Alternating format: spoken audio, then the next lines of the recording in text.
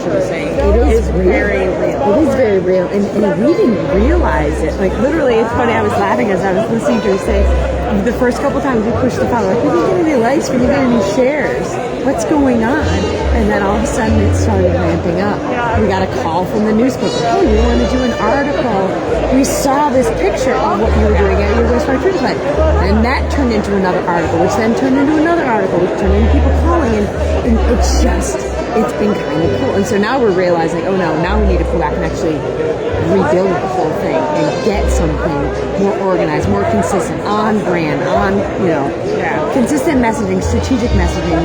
What is our message? Who's our audience? How are we sending it? So this is it's exciting to be here. And everybody is a conduit for the message, honestly. You don't need a degree in communications. I'm an engineer. Anybody can blast out, here's what I'm working on, and it's exciting no matter what. The cool thing was to watch our employees, because when we first started out, like we had said, well, we really need to improve our communications. So they were waiting for us to do it. And then now they're starting to do it on their own. They're realizing hey, if we advertise and we sell ourselves, we get to recruit. Exactly. We get to build, we get to connect with the community, we get to brag about what we do. There's this pride, this purpose. It is this just massive groundswell of we want to talk about what we're doing. It's neat. It's neat to see. It was great to meet you. Yeah, that's a really cool this is reinforcement that we made good decisions. Yeah, right? And yes, even water people can wear red. Yes. I'm always made to feel self-conscious whenever I wear my red dress. It's like, oh, are you sure you're an engineer and you're wearing red? It's bright, it's eye-catching, and it gets people talking. And it looks good on social media. Yeah, it does. Yes. It is. It's so much. It's funny, we were walking in this morning and I was like, oh, look at all the engineers in their uniforms. And their khaki and blue. Navy blue. And I'm an engineer, right? I mean, I got 2 degrees in engineering, and I'm still like, no, we're something bright, something eye-catching, be unique, have an identity. So. Yeah, and I think it's changed with more women in the industry because we didn't have a uniform. There was no uniform. Women used to dress still like grad students. Well, I laughed because when I started my first job and I was living in Austin, Texas, I had khakis and blue button down in the early 2000s because that's what all the guys were wearing. I wanted to blend in. I didn't want to be seen. I didn't want to, I felt uncomfortable. Now I'm like, no, I can wear a dress. I can wear high heels. I can wear bright colors. I can wear a skirt. Yeah, so for sure. Cool. It's going on in the so. Would you guys mind just introducing yourselves to the camera and how what you heard this morning really affects what you're doing? So I'm Shannon Harty. I'm the Commissioner of Onendanga County Water and Environment Protection. We are the sewer utility for Syracuse, New York. Nice. Orangeman. And I'm down here really for exactly what Shannon was talking about, really figuring out how to communicate and connect with our customers and, recruiting them to help us solve our utility issues, hire our future workforce. There's so many elements of just building pride in what we do and our service to the community, connecting to them. So that's what I'm here for. Before I started recording, you were talking about the fact that you kind of gone dark on, or you kind of stopped doing social media and or something along those lines. So Onondaga County actually started out really hard in social media. We had a heavy presence in what was our Save the Rain, our green infrastructure program, right? And we did a really great job. We created this strategic program and messaging to build green infrastructure as part of our CSO program. And it was great. And everybody knew Save the Rain, Save the Rain.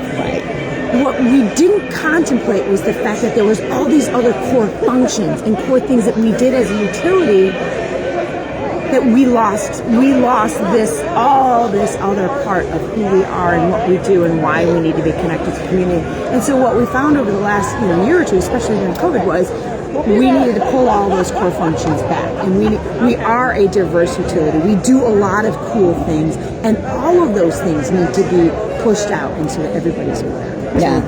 That was kind of where we're trying to figure out now how do we build out all these strategic messages so not any one of them is overbearing. Well, and with the utilities, and we started doing online, coming to conferences and doing little man on the street interviews, person on the street, person in the conference hall interviews. Yeah. And there was a very important point made in the opening address about the difference between our blast the universe type media side of social media and the what they call the dark web, the social side of getting your message out to a specific audience and then people sharing it with a specific audience. How does that come into play in what you're talking about? And it's not just what is our message of the day and let's hire a communications firm to blast out about this one contract or this one project, to everything that you do. So, and I think that was one of the things that we realized was that carefully crafted press release becomes stale very quickly. And it's an old, archaic communication mechanism that doesn't work. And it really is that over-analyzing and the analysis paralysis, right? Of make sure we get the exact right word, make sure we have the exact right punctuation. That's the old communication. Now it's like, don't talk about our people, don't talk about, like, it's only this front image that we want to share, where we recognize, let's brag about our employees. We tag them web superheroes. And so we gave them capes and we gave them all this big colorful stuff. And we bragged about them because we wanted them to know we're proud of what you do. We want the community to know what you do. We started bragging about our facilities.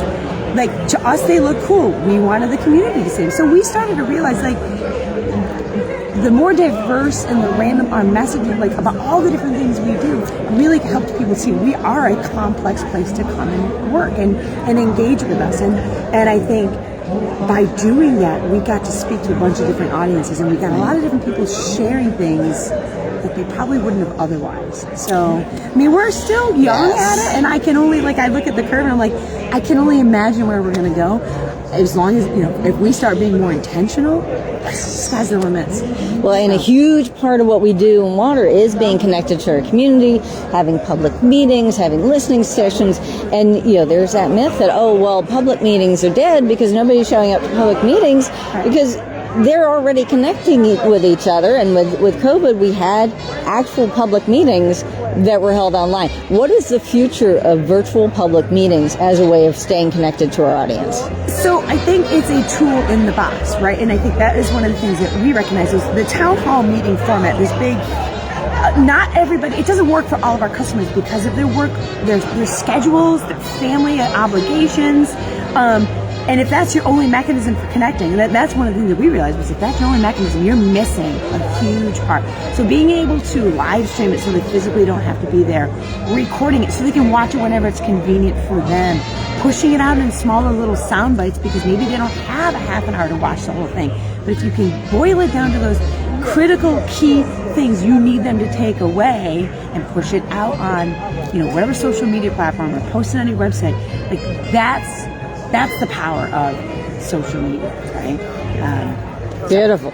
Couldn't have said it better myself. Right. Heather, what do you guys think in Black and Beach? What are you seeing in the engineering consulting side that does so much of the work for the utilities? So obviously we love partnering with communities like Syracuse, like some of my clients in Michigan. I work for Black and Beach in Grand Rapids, Michigan. I've been with the firm for almost 14 years. And we've done, over that time period, I've been able to work on some really exciting, technically challenging projects. And of course, we put a lot of our blood, sweat, and tears into those projects, and we're really proud of that work. Absolutely. So we use social media platforms all over the place, at varying platforms and different types of media to get that message out. Because we're excited about our projects. Now, the big firms, and I am also a multiple degreed engineer, so often in the big firms, like with the utilities, there's that emphasis of, you're the technical people. You don't go online. We have communications people to do that. We have marketing people to do that. What was the comment you made about engineers learning to do exactly what we saw today? Well, honestly, a good engineer is one that can communicate effectively and concisely what they're providing for a client, for a community. And so that message, whether it's 160 characters or whatever that is, a short video, it's important for you to develop those skills. So I've worked with my local university. I went to Michigan State University, go Green, and I'm on the professional advisory board, and that's one of the messages that I tell all of the students, that you need to be taking public speaking classes. Yeah. It's so important, and learning how to communicate is critical. And public speaking on this little phone is really different from getting up in front of a stage, right? Or in front of a classroom. But you have to be able to communicate in all forms. So fantastic. Well, Heather, Shannon, thank you so much. I know you guys want to get into the session, and here I'll get a picture of the two of you together again, and go Water. Awesome. All